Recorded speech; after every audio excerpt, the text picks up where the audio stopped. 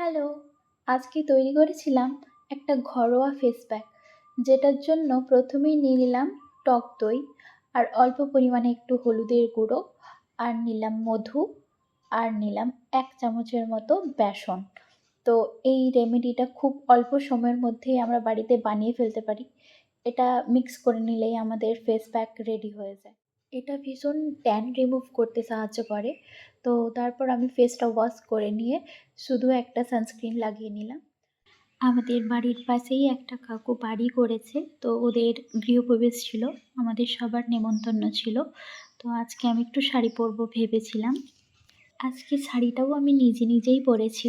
এবার আমি একটু রেডি হয়ে নেব। এখানে আমার এই সিঁদুরের কৌটোটাতে আমার বরের নাম লেখা রয়েছে প্রদীপ। এটা আমাকে আমার বেস্ট ফ্রেন্ড শিল্পা গিফট করেছিল বিয়ের সময়। আমার ভীষণ পছন্দের একটা জিনিস। তো এবার আমি রেডি হয়ে নিয়েছি। এবার রেডি হয়ে বেরিয়ে পড়লাম কাকুদের বাড়ি। কাকুদের বাড়িতে পুজো চলছিল তখন।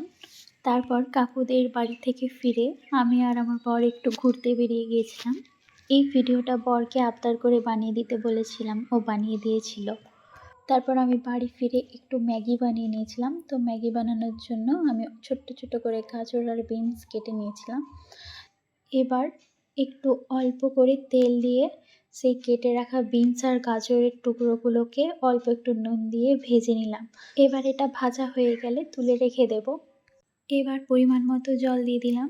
তারপর ম্যাগিটাকে দিয়ে একটু ভালোভাবে সেদ্ধ করে নেব।